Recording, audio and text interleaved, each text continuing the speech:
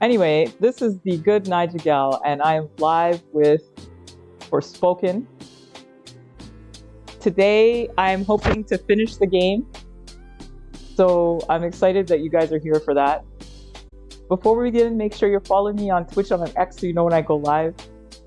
And with that said, sit back, relax, strap yourselves in, and let's get. Today, we're also featuring our Black History Month, Black Women's History Month. I like to call it. Get on your level, okay, Witcher. Welcome back to the stream, Gracie Wacy. So nice to see you. That Haitian Wisher, it's not nice to see you. I'm not here for you. Okay, I'm here for the people. I'm here for the culture, but not for you. All right. Anyway, today, as we have been doing throughout the month of March, we are celebrating Black Women's History Month. So we are in particular celebrating the contributions of Black women in the video game industry. I don't appreciate you at all. Is my mic volume too high? It looks like it's too high, but I don't know if it is. Please tell me. Anyway, I hope you can hear me over the music. Anyway, today we're talking about, I'm good? Okay. Today we're talking about Black women in the C-suite of our, favorite game studios. We're talking about Black women leaders in the video game industry. I'm going to show you a couple of links, people you may have heard of before, some people you might not have heard of. But make sure that you check out today's Women's History Month feature. It's March 18th, so we have a command for that. And everybody that I'm featuring is going to be in a collection on my channel. So you should be able to go to the videos where I'm talking about these people. And you'll be able to see the links in those videos in the chat. So let's start first with Glow Up Games. And Glow Up Games is a studio that was co-founded by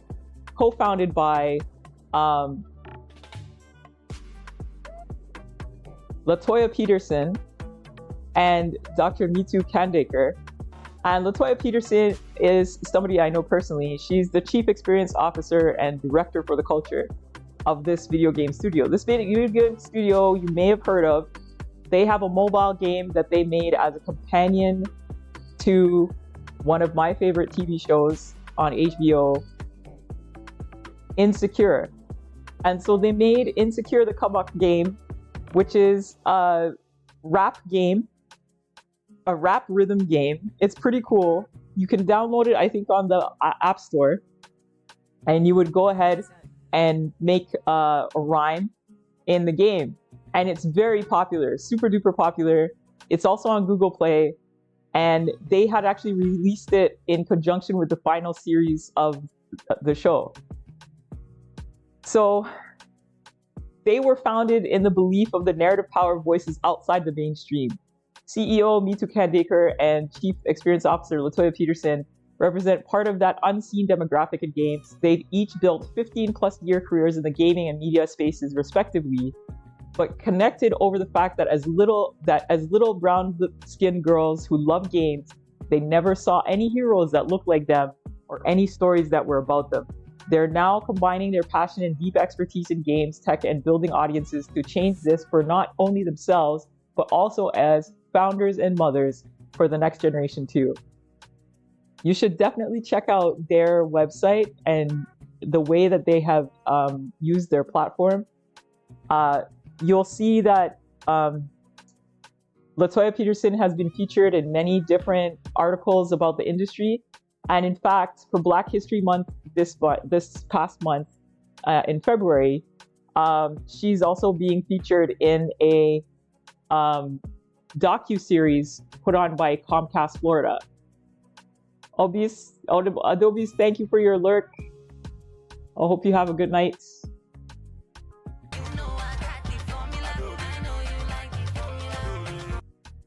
Anyway, so Comcast Universal is celebrating a couple of areas around Black History Month. They did Black is the New Black, which is an editorial collection. But the part that I think is interesting here is they've curated collections about the Black experience for Black History Month 2024. And there's actually, where is it? Here it is. Comcast Newsmakers spotlight Black voices and entrepreneurs. So they're going to do 5 new interviews based on entrepreneurship. There is the docuseries showcasing small business owners and startup founders. And these are people who are part of the Comcast NBC Universal Lift Labs. And that's a, corporate venture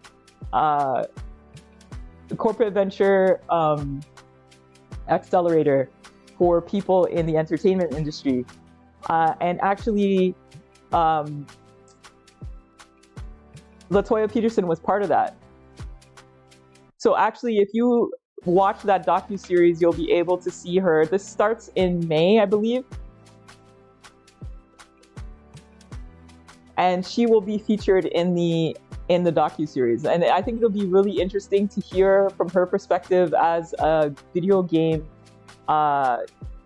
change maker. I'm aware of her journey in this industry. I'm aware of her journey with Glow Up Games, but it'd be really interesting to hear from her firsthand in this docuseries. So do check that out and go and download their game because it's kind of cool. The next person I want to feature is Joanna Faries, who is the new president of Activision Blizzard. She used to be the manager of the Call of Duty franchise, and she was promoted to CEO of Activision Blizzard back in January this year. This was part of the restructuring that Microsoft has been doing. Unfortunately, there has been the 1,900 layoffs across Xbox studios. But Faries, I think, is a strong member of their leadership now. She has 12 years of experience working for the National Football League before she started to work at Activision Blizzard in 2018. She was head of Call of Duty Esports before she became the franchise manager when Activision Blizzard was acquired by Microsoft for $69 billion. So she actually wrote an email to the employees of Blizzard talking about how she is so happy to be starting with them officially in this capacity. She says, "I do so humbly and in awe of all of that Blizzard has stood for." And she says, "Though my first official day with you all is February 5th, I want to let you know immediately that it is an honor to join you next week in this new capacity. I do so humbly and in awe of all that Blizzard has stood for and delivered to the world for over 30 years. Today also brings some mixed emotions. The loss of talented teammates in recent days is hard to hold side by side with the immense excitement I feel about joining Blizzard and building on the momentum you've created for Blizzard's next chapter." She talks about her experience working in the different capacities that she's had in the past at Blizzard. And she started in their California headquarters. Started in their California headquarters there in February. She's a big fan of Diablo 4, and she's inspired by Blizzard's iconic legacy. So she's replacing Mike Ibarra, who was at the company since 2019. And before that, Ibarra worked at Microsoft more than 19 years. So it's very interesting to have this woman at the helm of this operation now that Microsoft has taken it over. And Blizzard also has the email that she wrote in full. So you can check that out in, I think it's in the article, in the GI article. I'm not going to read it out here, but you can reach it from the GI article, I believe. Oh, actually, I think I linked it directly instead of the GI article. And incidentally, the last person I'm featuring today is Sarah Bond, who is now the CEO of Xbox. And so, of course, she's the head of Xbox, meaning that she's also the head of everything. Not everything, but she's I think Activision will be under her as well. Xbox has changed its leadership structure. This is as of October 2023, announcing the promotion of 4 executives and 1 departure.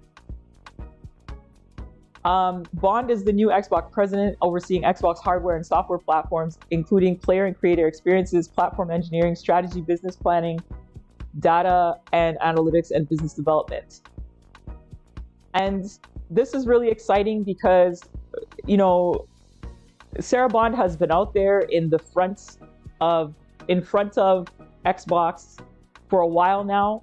You've seen her presenting at different award shows and different Microsoft streams where they're announcing new games and stuff like that. She was part of the video that they produced recently where they're talking about bringing Xbox games to other platforms. So she has been a long time leader at Xbox, and I'm really happy to see her now step into the role of president. Now, I think it's really cool also that Essence has profiled Black women CEOs in the gaming industry. You should go check out this article, which is also linked in today's feature. These are the disruptors. This was published last year. I featured Dani Lalanders recently I think it was on Friday.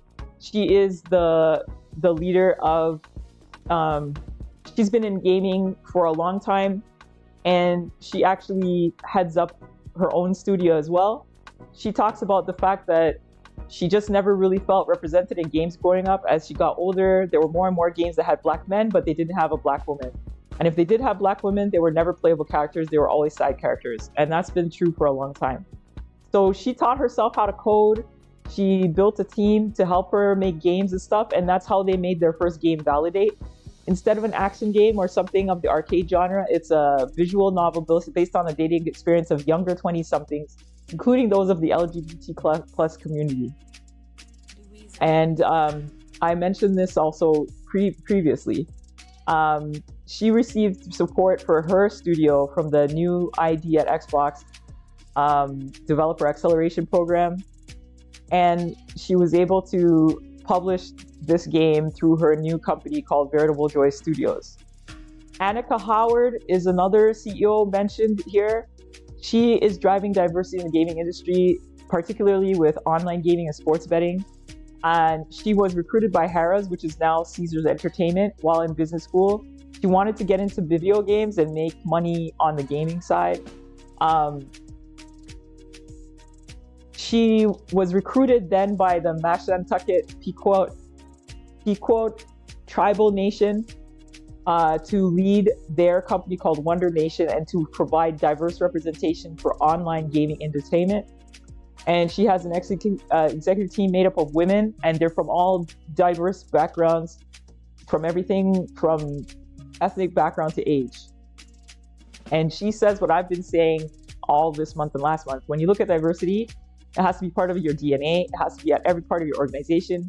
And so if you don't have diversity in leadership, it makes a difference, because then you can't have anyone that's advocating for those diverse ideas as they bubble up. And that's what we talked about when we started to play Forspoken. The first problem that the developers had was they didn't have any authentic, diverse voices around the table. And so she goes on to say, and you want to make sure that not only do you have people in the trenches, but you have people in leadership that can see the vision and nurture that innovation in those ideas. So it's not enough to just have people who are, cogs in the wheel. You have to have these people in leadership or areas. So she also goes on to say that gaming companies, they're realizing that diversity isn't a buzzword. It is a competitive advantage. It's proven that when you do this correctly, diversity is a competitive advantage. Diversity allows you to create in ways that you can't when you have a homogenous group of people just thinking the same way. It makes you step outside of your comfort zone. It makes you look at things differently. And ultimately, that engagement interaction creates a better product in the end. And there's no more, I think we're seeing that in games like MLB The Show, which is coming out this week. We saw that in Spider-Man Miles Morales and Spider-Man 2. We're seeing it more and more. It still has room to grow, but I'm glad that this is getting better. So Howard also contributes to several organizations, African Americans in Gaming. She co-founded that, and she's also with Global Gaming Women, which is a female-led organization where she's chair of the Diversity, Equity, and Inclusion Committee. And I think this is also important to bring up other people in the industry as well. LaLondres, meanwhile, has set her sights on creating Validate Volume 2 and 3, and being able to disrupt the standard in the very white, very male gaming industry is crucial to the experience of players to come. She says that she and other developers of color constantly deal with racism. So when it comes to having games like Validate that have such diverse queer characters of different body types, of different races, ethnicities, different skin tones, it is just so important. You need different kinds of characters because gamers are not a monolith. We come in all different shapes and sizes. Gamers can be your 8-year-old cousin on a Nintendo Switch to your 80-year-old grandma playing Candy Crush, she says. So it's important that the games that people are playing reflect the people who are playing them. And that also counts when it comes to who is making them. And that is so true. And I can't agree with her more. So you guys, I think it's really important that you check out these links. I'll put them here again. Have a look at these women CEOs in the gaming industry. And hopefully, there'll be more opportunities for us to get, have these opportunities and bring other people along with us. So today's feature is March 18th. You can also see this on my VODs after the stream, and my other features for Black History Month and Women's History Month are also in the VODs there on my channel. So I hope this has been enlightening for you. I was really excited to share that with you today.